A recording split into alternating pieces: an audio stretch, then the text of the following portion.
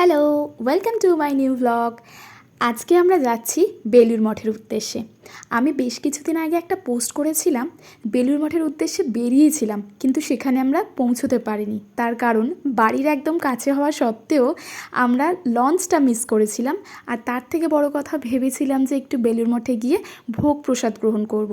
কিন্তু সেই সময়সীমাটা আমাদের ঠিকমতো জানা ছিল না বলে আমরা যে সময় বাড়ি থেকে বেরিয়েছিলাম আর তারপরে লঞ্চটা মিস হওয়াতে আমরা কোনোভাবেই সেখানে পৌঁছতে পারবো না জেনেই আর লঞ্চেও উঠিনি, আমরা ওখান থেকেই বাড়ি ফিরে এসেছিলাম। বাই দ্য ওয়ে, একটা কথা আমি খুব ভালো মতো মানি, যা হয় তা ভালোর জন্যই হয়। এবার বলি কথাটা কেন বললাম। যেদিন আমরা ফিরে আসছিলাম সেদিনই রাস্তায় আস্তে আস্তেই আমরা ঠিক করে নিয়েছিলাম পরের সপ্তাহতেই যে সানডেটা আছে সেই সানডেতেই আমরা আবারও যাব এবং বেলুড়ে গিয়ে আমরা ভোগ প্রসাদ গ্রহণ করবই। ঠিক যেমন ভাবনা তেমন কাজ। আজ 22শে ফেব্রুয়ারি রবিবার, মানে তার পরের সপ্তাহতে যে রবিবারটা ছিল সেই রবিবারেই আমরা এখন যাচ্ছি বেলুড়ের উদ্দেশ্যে। তবে সত্যি বলতে আমরা জানতাম না যে বেলুড়ে গিয়ে এই সারপ্রাইজটা পাবো। সেটা হলো রামকৃষ্ণের জন্মতিথি উপলক্ষে 3 দিন ধরে বেলুড়ে বিশাল বড় মেলা বসেছে। সেটা আমরা না জেনেই কিন্তু সেদিন গেছিলাম। আর সত্যি বলতে এই এত বড় মেলা আমি বোধহয় আমার জীবনে এই প্রথম দেখলাম। তার কিছু কিছু অংশ আমি তোমাদের সাথেও শেয়ার করব।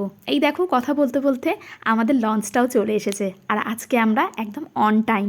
যদিও আজকে সময়ের কিন্তু কোনো বাধ্যবাধকতা নেই, মানে সময়সীমা নেই।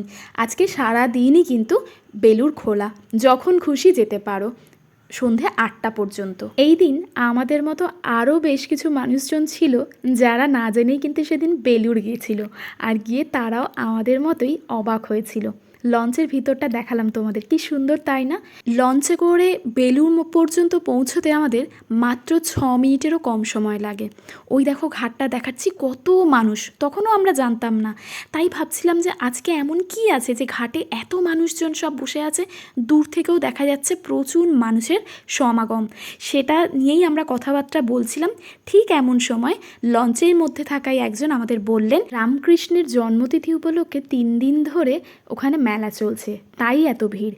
শুধু আমি ভাবি, লঞ্চে উঠতে না উঠতেই আবার কেমন নেমে যেতে হয়। সত্যি এত কম সময় লঞ্চ চড়া, যদিও আমাদের বাড়ির একদমই কাছে, যখন তখন আসা যেতেই পারে ইচ্ছে থাকলে। তবে আমি এত কুঁড়ে, আমার বাড়ির এত কাছে হওয়া সত্ত্বেও আমি হাতে গোনা কয়েকবারই এসেছি, সেটাও বলতে পারবো।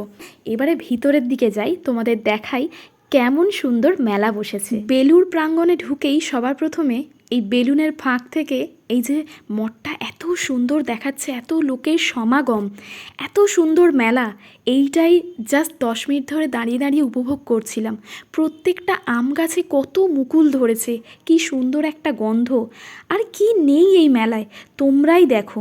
পুরো ভিডিওর আমি প্রচুর ক্লিপস তুলেছি, তবে এই পুরো ক্লিপসগুলো দিতে গেলে অনেক বড় হয়ে যাবে ভিডিওটা, তাই একটু একটু করেই যতটা পারবো দেখাচ্ছি। তবে তোমরা আশা করি আন্দাজ করতে পারছো এখানে কীরকম মেলাটা বসেছে। কি নেই খাওয়ার জিনিস, আমি যা দেখলাম আসার সময় মোমো পর্যন্ত বসেছে। শুধুমাত্র মনে হলো বিরিয়ানিরই অভাব, বিরিয়ানিটা বসেনি।